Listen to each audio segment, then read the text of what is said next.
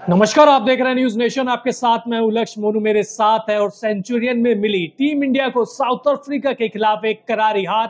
Team India 3 दिनों में हार गई, पारी के अंतर से हारी है। और ऐसी हार मिली है जो शायद उम्मीद की जा रही थी कि हार सकती है, लेकिन इतनी गंदी हार मिलेगी, मोनू क्या कहेंगे। और जिस तरीके से हारे हैं, हाथ खड़े कर दिए, कोलैप्स, बैटिंग, बॉलिंग, फील्डिंग, कुछ बोलने के लिए है ही नहीं। बिल्कुल। और आपने एक अच्छी बात कही कि देखिए शर्मनाक हार, आपने अच्छा वर्ड यूज किया, क्योंकि देखिए एक पारी और 32 रनों से अब आप ये सोचिए कि पूरी तरीके से टीम इंडिया का सरेंडर हुआ है। हालांकि हम जानते हैं थोड़ा टफ कंडीशंस होंगी, थोड़ा सबका टेस्ट भी होगा। विदाउट रहाणे, चेतेश्वर पुजारा, जो यंग टैलेंट था, खासकर चाहे उसमें यशस्वी जायसवाल हो, शुभमन गिल हो, केएल राहुल या अय्यर, इनके ऊपर प्रेशर तो हम जानते हैं, लेकिन इस तरीके से कोलैप्स करना बैटिंग का कहीं ना कहीं सवाल खड़े करता है। और ऐसे में एक सबसे बड़ा इंटरेस्टिंग टॉपिक ये भी है कि क्या रोहित शर्मा की जो कैप्टनसी है, हम जिस तरीके से देखते आए हैं, आप WTC फाइनल्स के देख लीजिए, उसके बाद फिर अब ये सीरीज देख लीजिए, आपको लगता है कहीं रोहित की जो कैप्टनसी है उसमें भी कई सारे सवाल खड़े होते हैं? बिल्कुल होने चाहिए। वो डिफेंसिव अप्रोच दिखती है। उनके साथ कौन खेल रहा है? विराट कोहली खेल रहे हैं, जिनको मैं भारतीय क्रिकेट इतिहास का नहीं, पूरी दुनिया के सबसे सफलतम टेस्ट कैप्टन में से मानता हूं। ठीक है, उन्होंने छोड़ दी थी, लेकिन उनका जीत का रेशियो देख लीजिए। 5 प्रॉपर गेंदबाजों के साथ कैसे जाना है और कब जाना है, ये विराट कोहली ने सिखाया था। लेकिन रोहित शर्मा आते हैं, दोबारा से डिफेंसिव कैप्टनसी का जो पैटर्न है वो वापस ले आते हैं। शार्दुल ठाकुर के साथ खेलेंगे, अश्विन के साथ खेलेंगे। शार्दुल ठाकुर का काम क्या था? वहीं मुकेश कुमार अभी बहुत अच्छी गेंदबाजी कर रहे थे, वेस्ट इंडीज में अच्छी गेंदबाजी करके आए थे, लेकिन बस वही कि प्रसिद्ध कृष्णा थोड़ी सी तेज गेंद कर लेते हैं, हम उनके पीछे चले गए। तो ये है ना, डिफेंसिव जो अप्रोच है वो मुझे लगता है कहीं ना कहीं दिख रही है। और डिफेंसिव अप्रोच इसलिए भी दिख रही है क्योंकि दोनों ही पारियों में उनके बल्ले से भी रन नहीं निकले हैं। तो जो बल्ले का खामियाजा वो कप्तानी ने भी झेला है। बिल्कुल। और इसमें कई सारी चीजें भी हैं। आपने एक फैक्टर बताया कि यार बल्ले से रन नहीं आए, कैप्टन तो है लेकिन रन भी नहीं आए। हम क्यों ऐसा कहते हैं कि यार विराट कोहली एक तो इंडिया के one of the most successful captain है as far as test format is concern, because उनके जो रिकॉर्ड्स हैं, अब 40 विन करना बहुत बड़ी बात है। आपने 63 मैचेस खेले, मेरे हिसाब से महेंद्र सिंह धोनी के भी नहीं है इतने, तो नहीं है, 27 विन है, लेकिन विराट कोहली की 40 जीत है। अब विराट कोहली की 40 विदेशों में कैसे जीता जाता है ये विराट कोहली ने दिखाया था। देखिए, विदेश में विराट कोहली ने ये बात बहुत साफ शब्दों में बता दी थी या दिखा दी थी प्रूफ के साथ कि अगर आपको विदेश में टेस्ट मैच जीतने हैं तो आपको 5 प्रॉपर तेज गेंदबाज या गेंदबाजों के साथ जाना पड़ेगा। साउथ अफ्रीका में आप 2 स्पिनर्स के साथ जा नहीं सकते, लेकिन आप शार्दुल ठाकुर के साथ गए। उनका रोल क्या है मुझे आज तक समझ में नहीं आया। ना वो बैटिंग में कुछ कर पाते हैं, फील्डिंग उनकी बेहद खराब है, गेंदबाजी में वो रन ऐसे पड़वाते हैं जैसे T20 फॉर्मेट खेल रहे हो। तो आप सोचिए ना, उनका टीम में योगदान कितना है। उनसे ज्यादा योगदान तो शायद रिंकू सिंह का था, जो थोड़ी देर फील्डिंग करने आए थे, उन्होंने कुछ रन बचाए तो सही, लेकिन और वही प्रसिद्ध कृष्णा की भी बात होनी चाहिए। शुरुआत में जब तेज गेंदबाजों को मदद मिल रही थी तो वो आता ना कि अंदर ड्रेसिंग रूम से जो पैटर्न बना के आते हैं कि 5 गेंदबाज 5 ओवर इसको देंगे, 5 ओवर इसको देंगे, फिर इस पे चले जाएंगे, उस पे चले गए।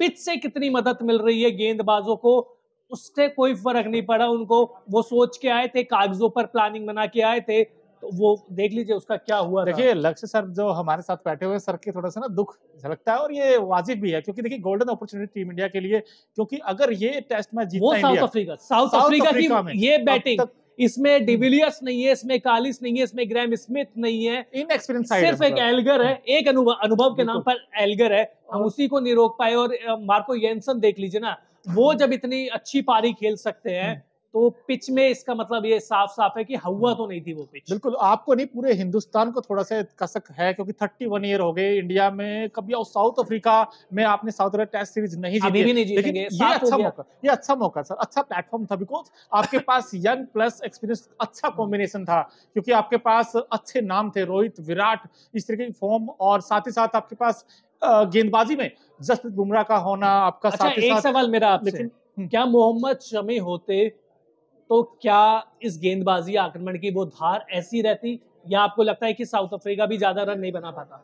नहीं फर्क पड़ता, बिकॉज इसलिए पड़ता क्योंकि एक साइड से आप देखिए बुमराह ने बहुत अच्छी गेंदबाजी की थी, सिराज ने विकेट लिया था, लेकिन दूसरे एंड से वैसा साथ नहीं मिला जो मिलना चाहिए रन था। लीक हो रहे थे, लगातार रन लीक हो और रहे थे। आपने बिल्कुल सही पॉइंट उठाया है, प्रसिद्ध कृष्णा और शार्दुल ठाकुर, इन दोनों गेंदबाजों के अगर आप कंबाइन करके रन देखोगे तो इन दोनों गेंदबाजों ने तकरीबन 170 रन कंसीड किए हैं। अब देखिए साउथ अफ्रीका ने पहली इनिंग में 408 बना दिए, उसमें से 170 रन सिर्फ ये दो गेंदबाजों ने दिए और सिर्फ 2 विकेट मिले इनको। जहां एक एक बल्लेबाज एक एक रन के लिए तरस रहा है, वहां पे 2 गेंदबाज अगर 170 रन दे दे तो आप सोच लीजिए। और ऐसा नहीं है कि ओवर बहुत ज्यादा कराए हो, इकोनॉमी बहुत ज्यादा हाई थी इनकी, साफ बात है। और इसमें देखिए गलती मुझे लगता है कि रोहित शर्मा की भी है कि जब आपको पता है कि आपके ये गेंदबाज अच्छी गेंदबाजी नहीं कर रहे हैं तो आप थोड़ा सा अतिरिक्त प्रेशर जसप्रीत बुमराह और सिराज के ऊपर डाल सकते थे। कि देखिए सिराज ने तो करिए लंबे लंबे स्पेल करे हैं, बुमराह ने भी टेस्ट में स्पेल करे हैं, तो ये बात तो है नहीं कि वो कर नहीं सकते। ठीक है, आपको एक वर्कलोड मैनेज करना होता है, लेकिन जब आप टेस्ट मैच हार रहे हो तो आपको उस वक्त की सोचना पड़ता है ना कि भविष्य की। और जब मदद मिल रही थी दोनों ही गेंदबाजों को तो मुझे नहीं लगता, और ये डिफेंसिव कैप्टेंसी है भी। और सर जो आपने अच्छी बात कही कि जब आप देखिए जब इंडिया ने बैटिंग की 245 बनाए थे, सेंचुरियन मैं ये मानता हूं कि पूरे दुनिया का सबसे टफ कंडीशन अगर कहीं है तो सेंचुरियन में है, क्योंकि अनइवन बाउंस है, वहां पर आपको पेस एंड बाउंस दोनों चीजें मिलेंगी। तो इंडिया के बैट्समैन ने थोड़ा कोलैप्स किया, मैं मानता हूं, बट केएल राहुल ने नहीं कोलैप्स इसलिए भी किया ना कि सोच भी तो डिफेंसिव थी।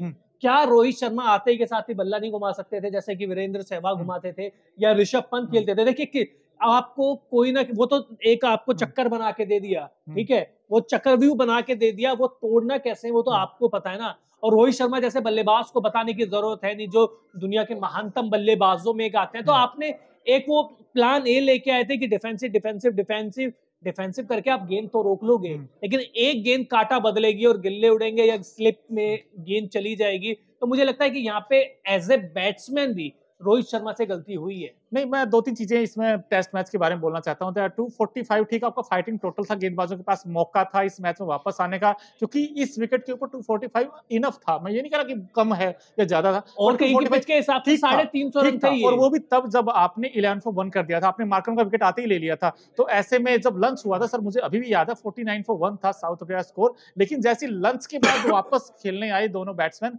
आपको ही पता है, सबको पता है कि जब रिदम टूटता किसी बैट्समैन का, वो अंदर जाता है, वापस मैदान में आता है, तो आपको ना एक पुरानी परेशानी भी तो है हमारी, हाथी तो निकल जाता है, वो पूंछ फंसी रह जाती है, और वो पूंछ के रूप में मार्को येन्सन फंस गए। नहीं सर, मैं ये कहना चाहता हूं, जब 49 for 1 हो गया था तो आपके कैप्टन का बड़ा इंपॉर्टेंट रोल था वहां पर, आपको एक गेंदबाज को लगाए रखना एक एंड से जरूरी था। ना आपने सिराज को लगाया, ना आपने बुमराह को लगाया, आप गए शार्दुल ठाकुर और प्रसिद्ध कृष्णा के साथ। प्रसिद्ध कृष्णा डेब्यूटेंट है, वो पहला मैच खेल रहे थे, वो टप्पा पकड़ ही नहीं पाए, क्योंकि मार्जिन ऑफ एरर अगर आप देखोगे वो 6-7 मीटर पर ही गेंद करते रहे। अगर आप दूसरे एंड से देखोगे, चलो उन्होंने कैसी गेंदबाजी करी, मैं आपको एग्जांपल के थ्रू समझाता हूं। डीन एल्गर की जो टेस्ट की स्ट्राइक रेट है वो 42 या 43 की है, और ये शतक उनके टेस्ट करियर का तीसरा सबसे तेज शतक है।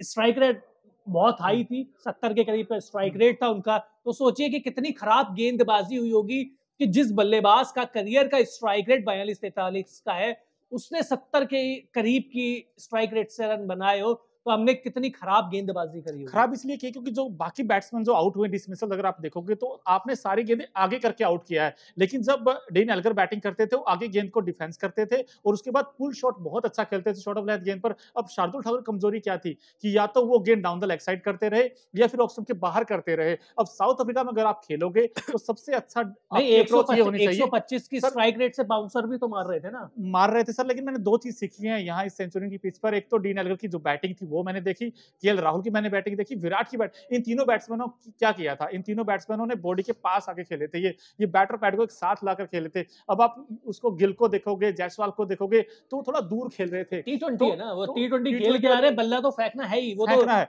लेकिन जब आपने 49 for 1 कर दिया था लंच के बाद, मेरा ये मानना है कि वहां पे कैप्टन का रोल बड़ा इंपॉर्टेंट हो जाता है। अब आप विराट वर्सेस रोहित अगर आप करके देखो कैप्टनसी में क्या फर्क डालता है, तो मुझे ये लगता है सर कि आपको बैक करना पड़ता है गेंदबाजों को। आपको पता है सर, आप ये पहली बात तो टॉस पे ही गलती हो गई थी। टॉस पे ठीक है सर, जब प्रसिद्ध कृष्णा या शार्दुल दोनों को डिफेंसिव बॉलर को ले लिया था, आपके पास एक मुकेश कुमार के रूप में वो गेंदबाज है जिसका फर्स्ट क्लास करियर बहुत अच्छा है। लाल गेंद के साथ वो गेंद को बहुत ज्यादा हिलाता है। लैटरल मूवमेंट तो थी और साउथ में कंडीशंस ऐसी हैं कि आपको मदद मिलेगी, चाहे आप 5वें दिन चले जाओ। देखिए रबाडा ने 5 विकेट लिए, तो आप प्रसिद्ध कृष्णा के ऊपर आप ये भी देखिए ना, हम उनकी काबिलियत पे शक नहीं कर रहे हैं या सवाल नहीं उठा रहे हैं, लेकिन वो गेंदबाज अपना पहला टेस्ट मैच खेल रहा है, वो और उस सिचुएशन में नहीं है। और इससे पहले भी प्रसिद्ध कृष्णा की गेंदबाजी उस तरीके की नहीं थी कि आप डायरेक्ट उनको टेस्ट मैच खिला दो।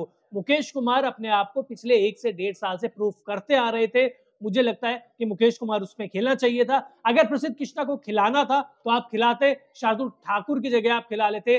आपके पास वो कहते ना कि आक्रमण होता तो सही। बुमराह वहां से मेडिन ओवर कर रहे थे, शार्दुल ठाकुर आते 2 चौके खा लेते, प्रेशर खत्म, वो फिर मेडिन ओवर खेल जाते हैं। चाहे वो सिराज के साथ भी यही कहानी है। तो आपको वो कहते हैं ना कि बल्लेबाजी गुच्छों में होती है या जोड़ियों में होती है, गेंदबाजी भी ऐसी होती है और जोड़ी यहाँ बन ही नहीं पाई। और मैन मुद्दा यही है कि यार कैप्टनसी का जो रोल है, अब यहाँ पर जो डिफाइनिंग कैप्टन होती है, तो हम लोग बात कर रहे हैं कि यार जब क्या इस टीम इंडिया को फिलहाल, अब ठीक है रिजल्ट्स आपके फेवर में नहीं आए, आप WTC फाइनल हारे, वहां पर भी आपने अश्विन को नहीं खिलाया था, रोहित कैप्टन थे, यहाँ पर भी आपने मिस किया है, आपने प्रसिद्ध कृष्णा को खिलाया, यहाँ पर डेब्यू प्लेयर्स को मुकेश को नहीं खिलाया। मुकेश को होने चाहिए थे। चलिए खिलाया तो खिलाया, शार्दुल ठाकुर क्यों, क्या रोल है उनका? वो बैटिंग के लिए खिलाया आपने, क्योंकि आपको 30-40 रन चाहिए थे। क्या कर लिया? तो वही तो मुद्दा है। क्या जब आपके विराट कोहली रन नहीं बना रहे, आपके शार्दुल ठाकुर क्या बना लेंगे? जब आपके रोहित शर्मा रन नहीं बना रहे, शुभमन गिल नहीं बना रहे, तो नीचे वो कितना ज्यादा 10-20 रन बना लेंगे इन कंडीशंस की बात मैं बता रहा हूँ। इतने रन देकर वो आप 2-3 विकेट निकलवा लीजिए ना अपने प्राइम गेंदबाजों के से, ये चीज भी है। और जैसा कि आप बता रहे थे विराट कोहली के साथ आप उनकी तुलना कर रहे थे, विराट कोहली ने एक चीज तो ये है कि उन्होंने आपको अटैकिंग खेलना सिखाया है। आपने देखा होगा डीन एल्गर ने 2 चौके मारे, थोड़े से आगे निकले, फ्लिक मारे, स्लिप हट गई, 2 चौके में स्लिप हट गई थी।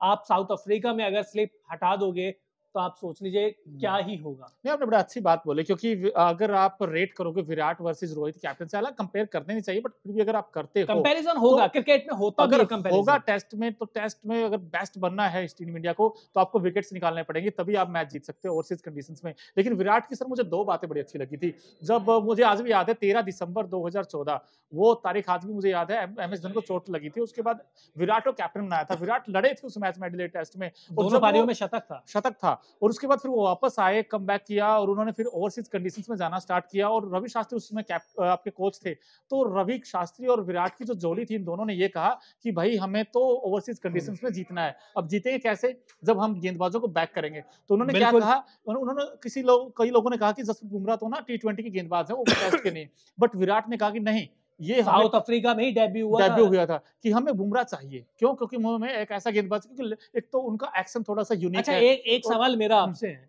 राहुल द्रविड़ इस टीम के कोच है, विक्रम राठौड़ की क्या जरूरत है जब आपके पास राहुल द्रविड़ जैसा सॉलिड बैट्समैन है, हेड कोच के रूप में विक्रम राठौड़ को कौन जानता है, और वो विराट कोहली या रोहित शर्मा को क्या टिप्स देंगे बताओ? अब यही तो कई सारे कंफ्यूजन से है टीम इंडिया के लिए कि यार क्या करना चाहिए, जरूरत है विक्रम राठौड़ की, आप खुद बताइए। मुझे नहीं जब ड्रेसिंग रूम में वो है, राहुल द्रविड़ खुद है और दुनिया के राठौड़ क्या टिप्स देंगे? वही तो, टेस्ट के बेस्ट अगर आपके पास प्लेयर कोई बैठा है, दुनिया का राहुल द्रविड़, दुनिया डिपेंडेबल, मिस्टर डिपेंडेबल के नाम से जाना जाता था। अब ये है कि लेकिन अभी फिलहाल टीम इंडिया को ऐसा कैप्टन चाहिए जो विराट था। विराट के पास एक तो अग्रेशन था, क्रिकेट में टेस्ट क्रिकेट हो, कोई फॉर्मेट हो, बट अग्रेशन का होना बहुत जरूरी है। और दूसरी चीज ये है कि वो गेंदबाजों को बैक करता था। पहले अगर आप कैप्टनसी देखोगे, MS धोनी हो चाहे सौरव गांगुली हो, बड़े बड़े कप्तान आए, लेकिन वो कॉम्बिनेशन नहीं बना पाए जो विराट ने बनाया था। सबको चाहिए ना, इन सबको एक ऑलराउंडर चाहिए ना। महेंद्र सिंह धोनी को भी ऑलराउंडर चाहिए था। मुझे विराट की सबसे अच्छी बात सर, मैं बार-बार कह रहा हूं, ये लगती थी मुझे 6-5 का कॉम्बिनेशन, हमें 6 बैट्समैन चाहिए और 5 गेंदबाज प्रॉपर चाहिए। वो मानते थे ना हमारे पास ऑलराउंडर नहीं है। शार्दुल ठाकुर को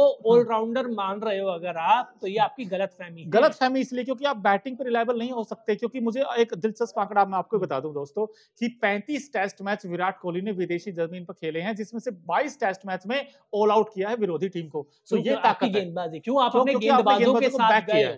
आपने अपनी गेंदबाजी को बैक किया, आपने उनको छूट दी है। यहाँ तो बुमराह और सिराज का स्पेल खत्म होता है, ऐसा लगता है बॉलिंग लाइनअप खत्म हो गई, कुछ बचा ही नहीं है। अब तो आएंगे आप फॉलो थ्रू से गेंदबाजी करके चले जाएंगे, स्विंग और क्या होती है पता ही नहीं। बिल्कुल, और आउटस्टैंडिंग एक टूर रहा था इंडिया का 2017 से लेकर 2020 तक टीम इंडिया ने विदेशी जमीन पर जीतना स्टार्ट ऑस्ट्रेलिया कर दिया को था। 2 बार इम्प्रूव, हराया था, इंग्लैंड 2 में बार टेस्ट मैच जीता था, इंग्लैंड में जीता और साउथ श्रीलंका अफ्रीका में में जीता, टेस्ट हर मैच जगह। जीता था। तो आई थिंक अब वो उस तरीके का है ना थोड़ा-सा फेस, अब पता नहीं क्यों यार रोहित के ऊपर सवाल इसलिए खड़े होते हैं क्योंकि डिसीजन मेकिंग में हालांकि अभी जल्दबाजी भी होगी, एक ही टेस्ट मैच हुआ है, लेकिन सर इस टेस्ट मैच से पहले WTC फाइनल में भी सवालिया निशान उनके ऊपर, कप्तानी के ऊपर था, अश्विन को निकलाया।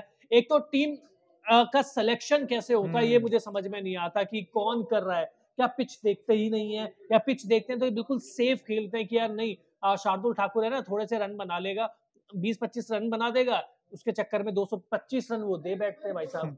नहीं नहीं, आप देखिए बैटिंग के अगर आप पॉइंट ऑफ व्यू से अगर खिलाते हो शार्दुल को तो मुझे नहीं लगता ये डिसीजन अच्छा है, बिकॉज आपको है ना बैटिंग ठीक है। अब 245 में अभी भी कह रहा हूँ कि 245 ठीक थे, लेकिन आपके गेंदबाजों ने काम खराब किया इस मैच में, क्योंकि आपको गेंदबाजों को आप 2 गेंदबाज और एक अश्विन के साथ खेल रहे थे अश्विन ना। के साथ खेल रहे थे। अब आपके पास वो जो वीक लिंक्स थे आपके दोनों गेंदबाज थे, प्रसिद्ध कृष्णा और शार्दुल ठाकुर। तो ऐसे में आपको एक ऐसा प्रॉपर गेंदबाज चाहिए था जो आपको विकेट टेकिंग एबिलिटी अगर किसी में थी, मुकेश कुमार का होना, इसलिए हम बार-बार बात कर रहे हैं क्योंकि उन्होंने डोमेस्टिक में अच्छा किया है, जैसे आपने कहा। बिल्कुल। और उनकी अच्छी बात ये है कि वो एक टप्पा पड़े गेंद करते हैं, ज्यादा रूम नहीं देते बैट्समैनों को। भी है उनकी। यही दिक्कत आती है दोनों टीमों में, फर्क अगर आप देखोगे। इनफैक्ट इरफान पठान ने भी ये बात बोली, बड़ी अच्छी बात बोली थी उन्होंने, कि जो साउथ अफ्रीका गेंदबाज है कगिसो रबाडा, वो डिसिप्लिन के साथ गेंदबाजी की थी। उन्होंने ना जो एक एरिया होता है ना, कॉरिडोर अनसर्टेनिटी का, वो बार बार गेंद वही करते हैं। उनको पता था कि एक बार चुकेंगे, 2 बार चुकेंगे, 3 बार चुकेंगे। इंडिया वालों में क्या था कि वो डिसिप्लिन नहीं नजर आया। 3-4 गेंद आपने अच्छे टप्पे बहुत ज्यादा ट्राई भी कर रहे थे, उसके बाद हाँ कुछ नया ट्राई कर रहे थे। आपको नया ट्राई नहीं करना साउथ आप अफ्रीका में, दूसरी पारी में रोहित शर्मा का डिसमिसल देख लीजिए ना, एक टप्पे पे गेंदबाजी होती जा रही थी, 5 बार बीट हुए, 6 बार बीट हुए, 7वीं बार भी वही करी और 8वीं गेंद पे गिल्ला उड़ गया था। गिल्ला उड़ गया था, वो स्विंग के लिए खेले, गेंद सीधा रहा, सीधा, उसके डंडा तो पे वही लगा। चीज है। So I think तो अब दूसरा टेस्ट मैच केप टाउन में होगा। हो रही है, वहां पे भी तेज गेंदबाजों को मदद मिलेगी, बहुत सिंपल सी बात है। थोड़ी सी ना कंडीशन थोड़ी मुफीद होगी, थोड़ी आसान होंगी एज कम्पेयर टू सेंचुरियन। लेकिन सर अब क्या क्या चेंजेस आप देखते हो इस टीम में, क्या आपको लगता होना चाहिए? मुझे लगता, मैं अगर आप कह रहे हो तो केप टाउन में क्या जडेजा को भी खिलाया जा सकता है, मैं ये देखना चाहूंगा। क्योंकि अगर शार्दुल ठाकुर जाते हैं, मेरे हिसाब से देखिए जडेजा वैसे गेंदबाज है जो हर परिस्थिति, जो हर पिच पे विकेट ले लेंगे। अश्विन भी वही है, हालांकि साउथ अफ्रीका में, केप टाउन में मैंने खेलते हुए तो देखे हैं, 2 स्पिनर खेलते हुए देखे हैं, लेकिन अभी पिच कैसी है। लेकिन अगर पिच पर थोड़ी सी भी मदद स्पिनर्स के लिए हुई या ड्राई पिच हुई तो मैं जडेजा को सीधा ले आऊंगा शार्दुल की जगह। इनफैक्ट अगर एक ही स्पिन का ऑप्शन हो आपके पास, अश्विन वर्सेस मैं जडेजा, अश्विन के साथ ही जाऊंगा, मैं अश्विन के साथ जाओगे ना। और ऐसे में अगर क्या आवेश खान किस टीम में जगह बनती है? यार फॉर्म में तो है, अभी वनडे सीरीज में अच्छा प्रदर्शन किया है, अभी इंडिया एक ही तरफ से खेल रहे हैं, वहां पर भी अभी 5 विकेट हॉल लिए हैं। लेकिन कहीं वो ही हाल ना हो जाए जो प्रसिद्ध कृष्णा का हुआ था कि पहला टेस्ट खेल रहे दबाव में, और वो शुरुआती नब्ज से तो वो सारी चीज होती है। अगर आपने 2-3 ओवर खराब डाल दिए तो आपका पूरा स्पेल ही वो खराब जाता है। तो मैं मुकेश कुमार की साइड जाऊंगा जो प्रूफ कर चुके हैं, और लाल गेंद के गेंदबाज उनको माना जाता है। ठीक है, उन्होंने ज्यादा वनडे मैच खेल लिए, अब T20 खेल लिए, लेकिन अगर आप उनके फर्स्ट क्लास करियर पे जाएं तो आप उनकी एवरेज देख लीजिए, विकेट टेकर है और लाल गेंद को कैसे हिलाया जाता है वो उनको अच्छे से पता है। और मोहम्मद शमी की कमी आपको लगता है खली है टीम इंडिया? बिल्कुल खली है, मतलब इसमें कहने की बात है ही नहीं। अगर शायद शमी होते तो जो साउथ अफ्रीका ने ये स्कोर बनाया था, डी लैगल ने जो शतक लगाया था, शायद ऐसा नहीं होता, क्योंकि दूसरे छोर पर भी तो आपको वो कहते हैं ना कि दबाव पड़ता। पड़ता। अब केप टाउन में है मैच, एक बात तो साफ है कि अगर इंडिया जीत भी गया तब भी ये सीरीज लेवल ही होगी, इंडिया जीत नहीं पाएगा। लेकिन इस मैच को जीतने ये इतना आसान होगा नहीं, वैसे लगता है कि यार कि इंडिया जीत जाएगा। अभी कंधे वैसे झुके होंगे, क्योंकि बिल्कुल इंडियन टीम का जो रियल टेस्ट हुआ था, जो पेशेंस था, जो कैरेक्टर कह लीजिए, एप्लीकेशंस, जो टेम्परामेंट का टेस्ट हुआ था, उसमें विराट और केएल राहुल ने तो अच्छा परफॉर्मेंस किया है। लेकिन apart from that I think किसी भी बैट्समैन के रन नहीं आए सर उस तरीके से। शुभमन गिल के ऊपर मेरा सवाल आपसे है, पिछले 5-6 टेस्ट मैच अगर आप देखोगे पिछले 1-1.5 साल में सर, खासकर रेड बॉल के साथ शुभमन गिल स्ट्रगल करते नजर आए हैं सर। शुभमन गिल का क्या विदेशों में व्हाइट बॉल में भी आप बता दो, जहां गेंद हिलेगी वहां उनको दिक्कत होगी, ये बहुत है। उनकी टेक्निक उस चीज की नहीं है, उनको बहुत मेहनत करने की जरूरत है। भारत की पिच पे, यस इंडियन सब कॉन्टिनेंट पे आप रन बनाकर दुनिया के बड़े बल्लेबाज नहीं बन सकते आप। ठीक है, उनका ऑस्ट्रेलिया में एक 91 आया था, इसके अलावा एक अर्धशतक और आया था, शायद ऑस्ट्रेलिया में ही आया था। उसके अलावा मेरे को बता दो, इतने लंबे टाइम से आप खेल रहे हैं और ओपनर की जब बारी आती है तो पहले नंबर पे रोहित शर्मा और दूसरे पे शुभमन गिल लिखा आ जाता है, अब कोई वो डिबेट नहीं होती है। तो मुझे लगता है कि डिसअपॉइंट किया है टेक्निक में और अपने दिमाग दोनों पे काम करने की जरूरत है। बिल्कुल, और 2-3 सवाल और भी हम पूछेंगे, लेकिन उससे पहले एक बार थोड़ा-सा स्टैट्स आप आपको बता दें कि विराट कोहली कैप्टेंसी का टेस्ट रिकॉर्ड क्या था? अब 68 मैच खेले हैं विराट कोहली ने एज़ अ कैप्टन, तो 40 में भारत जीता है, 17 मैच हारे हैं और 11 मैचेज़ का नतीजा नहीं निकला है। वहीं रोहित शर्मा की कैप्टेंसी की बात करें तो अब तक स्मॉल सैंपल है, 10 मैच खेले हैं उन्होंने और 5 में जीत मिली है, 3 में हार मिली है। अब ये देखिए 3 में हार, अब इसमें WTC फाइनल की भी इसमें हार शामिल है। और विराट कोहली की कप्तानी में विदेशी धरती पर टीम इंडिया का रिकॉर्ड बहुत अच्छा रहा है। 36 मैचों में से 16 जीते हैं, 14 हारे हैं। और रोहित शर्मा की कैप्टनसी में ओवरसीज कंडीशंस की बात करें तो 4 मैच अब तक खेले हैं, 1 में जीत और 2 में हार। इसमें एक हार वो WTC फाइनल की और एक सेंचुरियन की हार। रोहित शर्मा की कैप्टनसी को सर अब क्या करने की ज़रूरत है? क्या आपको करना चाहिए रोहित को? क्या अपने खास दोस्त विराट कोहली से सीखने की जरूरत है और कुछ करने की जरूरत नहीं है उनको। मुझे लगता है, और वो शायद थोड़ा सा दिखेगा अभी, जैसी कप्तानी उन्होंने वनडे वर्ल्ड कप में की थी उसी तरीके से कि वर्ल्ड कप की कप्तानी बस टेस्ट फॉर्मेट में ढालने की जरूरत है। अच्छा, जाते जाते एक लास्ट सवाल है सर मेरा भी, और आपने सेंचुरियन टेस्ट देखा, आप बड़े गौर से देखा आपने, क्या फर्क रहा है दोनों टीमों में? अगर आप 2-3 पॉइंट्स बताएं तो। डीन एल्गर सबसे बड़ा फर्क, डीन एल्गर, क्योंकि दोनों टीमों की हार जीत में जो फर्क रहा वो डीन एल्गर ही रहे, पहली चीज।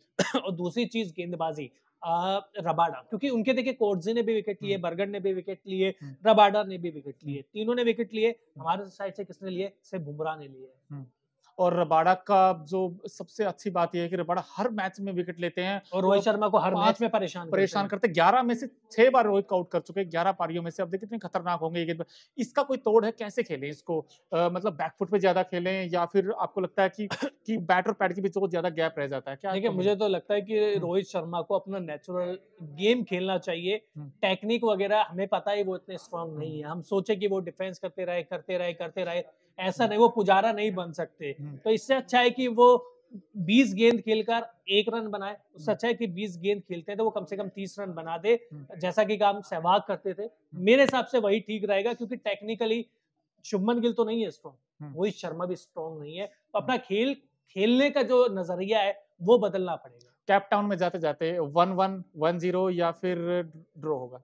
ड्रॉ लग रहा है, ड्रॉ लग रहा है। तो चलिए, हम सबकी उम्मीद यही है कि कैप्टन में टीम इंडिया बाउंस बैक करेगा, एक अच्छा फाइटिंग स्पिरिट चाहते हैं, बट लेकिन अभी जो पारी से आ रहे हैं तो कंधे मेरे खुद के झुके पड़े हैं। बिल्कुल, टीम इंडिया का कहते हैं ना कॉन्फिडेंस थोड़ा-सा डाउन है, लेकिन फिर भी 1-2 अच्छी नॉक्स वहां पर अगर खेली तो टीम इंडिया फिर से वापस बाउंस बैक कर सकता है। तो फिलहाल इस सेट में इतना ही, और आप भी बताइए आपको क्या लगता है रोहित की कैप्टनसी में? क्या अभी भी कुछ डाउट्स हैं या फिर आपको लगता है कि नहीं यार, रोहित शर्मा आने वाले टाइम में इंप्रूव कर लेंगे? और कितना टाइम चाहिए बताइए? 32 साल हो गए, अपने करियर के एंडिंग पे चल रहे हैं। सैंपल है सर, थोड़ा 10 मैचेस हुए, थोड़ा सा टाइम दीजिए प्लीज। फिर भी मतलब आपको टेस्ट क्रिकेट आप खेलते ही आजकल कम है ना। ये भी है। तो चलिए कमेंट बॉक्स में बताइए, मेरे हिसाब से रोहित शर्मा को थोड़ा सा अग्रेसिव होने की जरूरत है। आप बताइए कि उनको किस चीज पे काम करने की जरूरत है। तो इस लाइव सेशन में इतना ही। वहीं अगर आपने अब तक न्यूज़ नेशन को सब्सक्राइब नहीं किया है तो जल्द से जल्द कर लीजिए। बहुत बहुत शुक्रिया।